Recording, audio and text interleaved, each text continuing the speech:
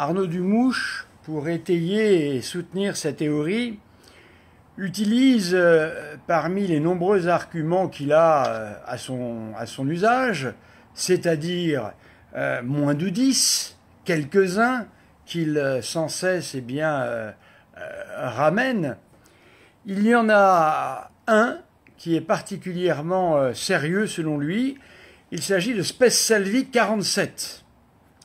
Eh bien, j'ai lu attentivement l'encyclique.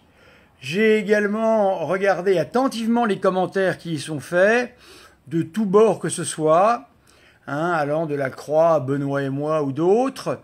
Et je vais vous en donner, ce que j'en pense. Et je vais vous prouver que, cette encyclique, et surtout ce passage de 47, ne peut absolument pas servir à porter la théorie toute nouvelle, selon lui, d'Arnaud Dumouche.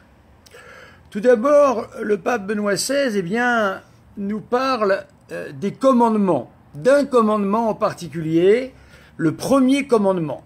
Le premier commandement, vous le savez peut-être, est un refus complet et absolu de représenter l'image de Dieu. C'est bien souvent d'ailleurs une remarque qui nous est faite et un reproche qui nous est fait par les protestants. Eh bien justement, Benoît XVI ici s'exprime de telle manière que les protestants pourraient comprendre.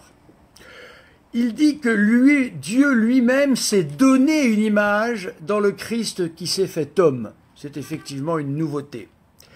Visage dans la figure du souffrant, qui partage la condition de l'homme abandonné de Dieu. Donc ici, on voit bien que notre Seigneur a voulu nous rejoindre jusqu'au plus profond de notre abîme, c'est-à-dire, dans nos solitudes, dans nos difficultés, dans nos moments les plus angoissants.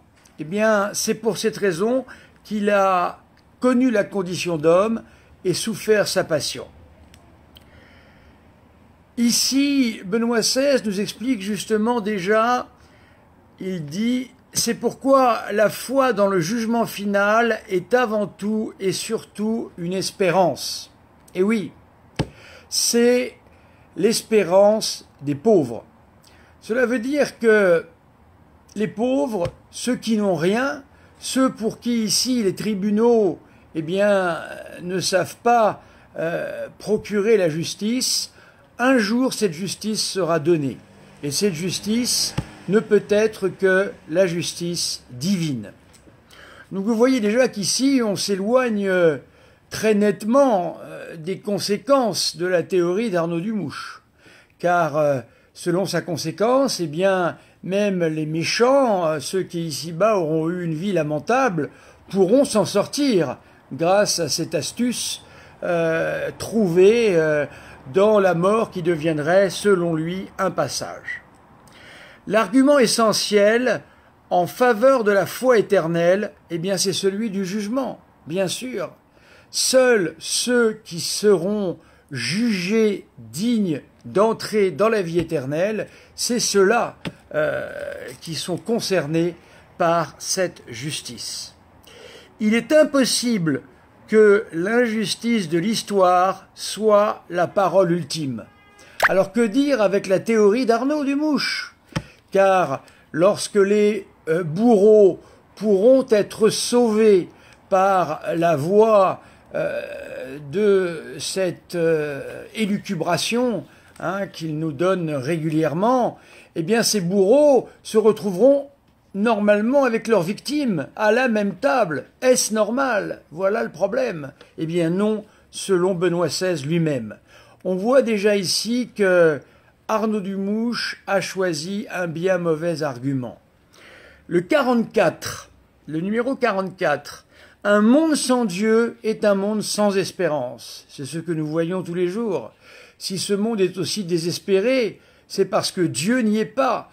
Plus l'athéisme est présent, plus ce monde devient lourd et dur à supporter.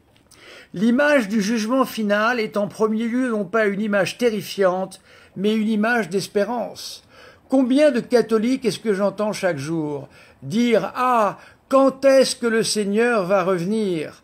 Ah, enfin, un jour le Seigneur va venir juger les méchants. » C'est ce que j'entends tous les jours.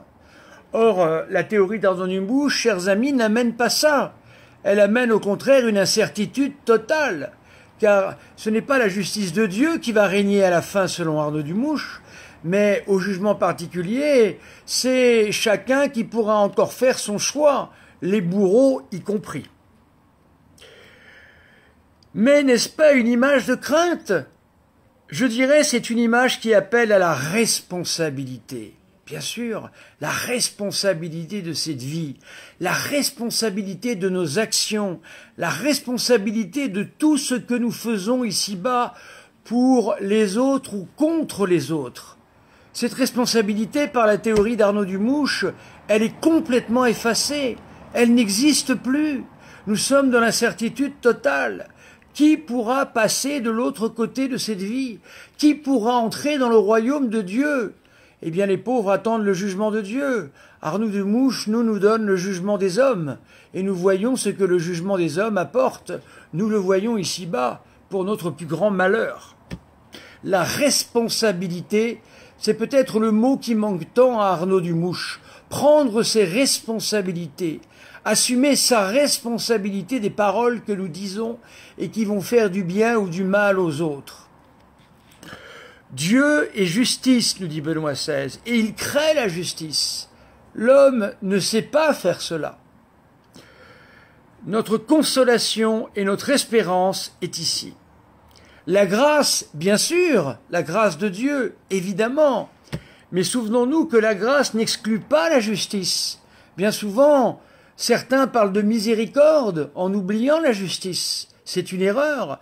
La grâce et la miséricorde vont ensemble. Miséricorde et jugement de Dieu vont ensemble. Miséricorde est également ce qui permettra justement de juger les hommes et de juger l'histoire.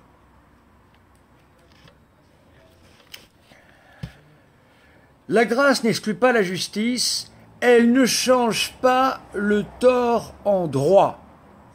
Ça veut donc dire que cette justice ne va pas être bidonnée, cette justice ne va pas être bidouillée. Ce n'est plus la justice des hommes à laquelle nous avons affaire, mais c'est la justice de Dieu.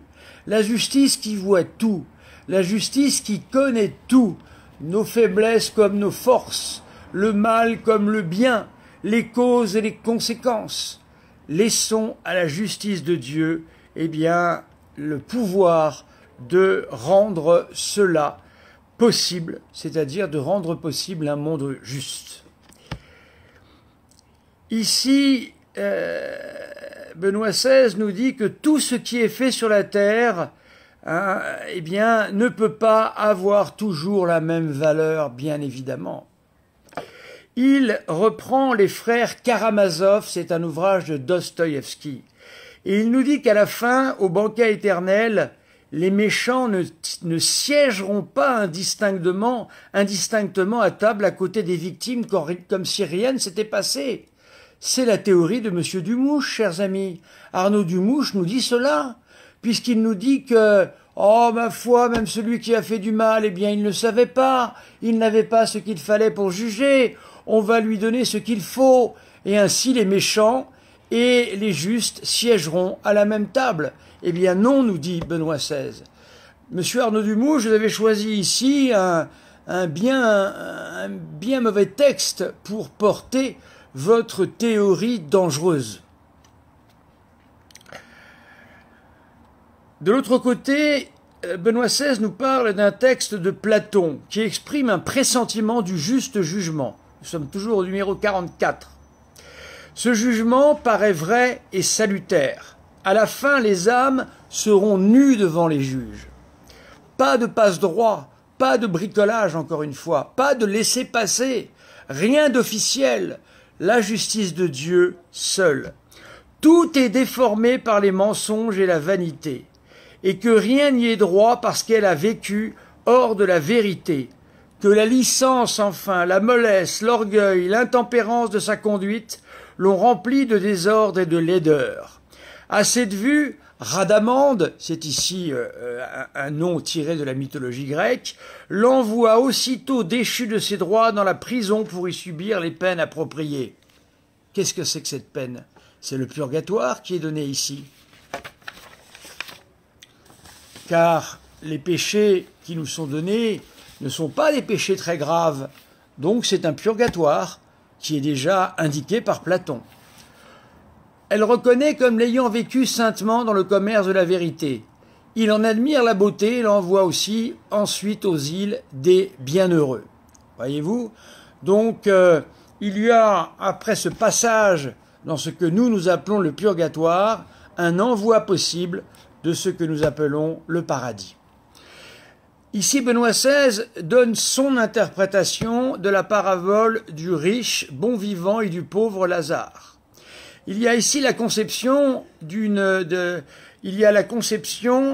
condition intermédiaire entre mort et résurrection, un état dans lequel la sentence dernière manque encore. Numéro 45. L'idée que dans cet état sont possibles des purifications et des guérisons qui rendent l'âme mûre pour la communion avec Dieu, l'Église primitive a repris ces conceptions, à partir desquelles ensuite, dans l'Église occidentale, s'est développée petit à petit la doctrine du purgatoire.